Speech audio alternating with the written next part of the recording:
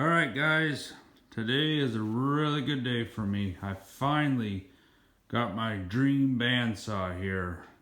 I've been eyeing this bandsaw up for, I'd say, at least a year or two on different sites out there. And I'm sure all you guys will agree with me when I say it seems like the price just keeps going up every couple months. These sites that I've been paying attention to is like Trick Tools, there's Acme Tools, there's a couple other ones out there, but it just seemed like the price was always going up for these Ellis bandsaws. And when I found out that my local welding store had one on display on the floor, and it at a price that was $100 cheaper than anything else out there, I had to go for it. And what I did was, I just went to my U-Haul, rented a trailer for 26 bucks, hauled it back home. Now I got it. So this will be my forever saw. So, alright, so like I said, it's an Ellis bandsaw. It's the 1600 model. And I haven't even made a cut on it yet. I just wanted to give you guys a first look at this saw. I'll walk around it, zoom in here and there, and we'll go from there. But, alright, so there's the specs right there. And then obviously you got your e-stop and your start button right there. Nice thick steel head or beam, whatever you want to call it. Nice welds.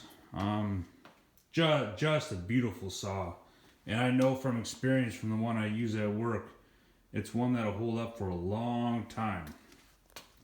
Alright, and then you got your Leeson motor right there. You got your different speeds. I think it's got what, 3 different speeds, or is it 6? No, I think it's only 3. So, alright. And I know the way you change the speeds is you just loosen this up, move the motor forward, and then you can move your belt, and then just do the reverse to tighten it back up. Here's the gearbox right here. And then right here, this is your hydraulic system that lowers the head of the bandsaw at a controlled rate. So, alright, there's that. Let's see here. Here's the vise right here. Just your basic. Get it up where you need to. And it's got a cam action.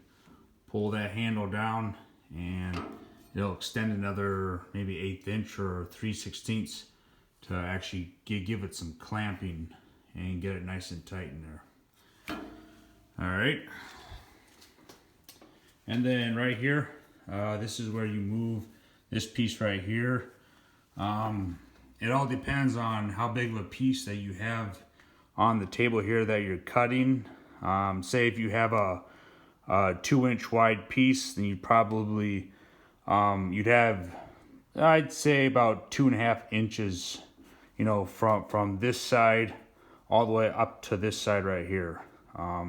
It's not something where you want this guide all the way up here and you got all this blade out here that you don't need or that you're not using. So I think that also helps with the squareness or a straight cut as well. So all right, let's come around here,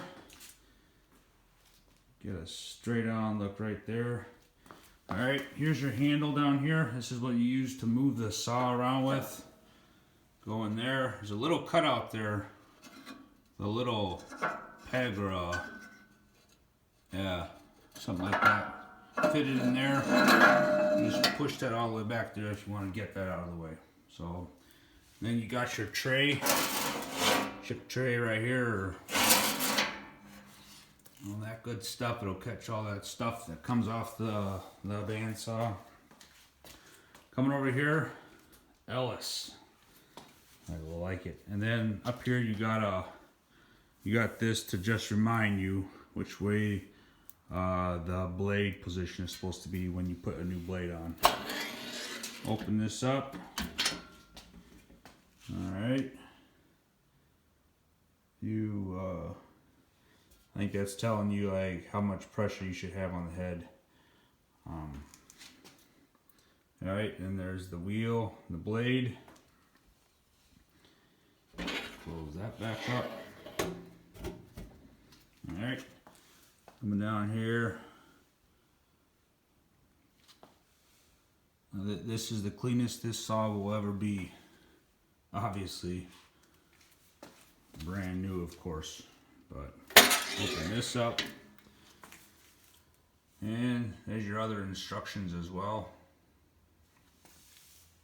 There's the other wheel, and then back here you got your blade,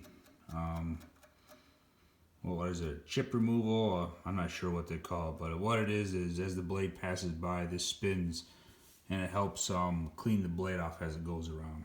So, and then one of the big features on these Ellis saws is this dual mitering head right here. As you can see, it goes from 0 to what, 50? I believe on both sides there as well. So let's close this up. Alright, and how this works, this handle back here, you just loosen that up. There we go. That's loose. And then that just rotates like that. Super smooth and slick and very convenient, especially when you are in a smaller area or a smaller shop. That's really going to come in handy. So when I want to do a mitered cut, I don't have to move the material, or where it's just not the vise that moves, it's the head of the saw itself, and the material can just stay in one spot. So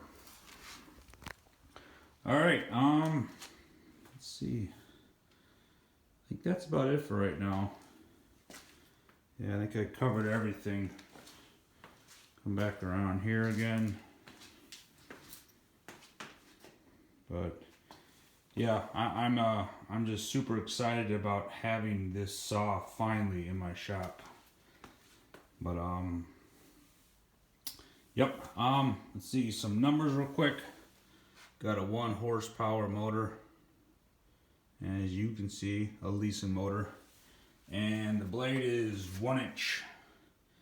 So I see a lot of smaller hometown, or shall I say home shop saws out there with a 1/2 inch blade, 5/8 inch blade, and there's nothing wrong with that, but the bigger the blade, the straighter the cut. So, and this 1 inch size really seems to be a sweet spot, as far as not too big, but definitely big enough to where you can really get a nice straight cut with it. So, all right, let's get one last little look here. If I can get it mostly in the screen there, but if you guys have any questions, ask away in the comments below. But either way, like, subscribe. I'll catch you guys later.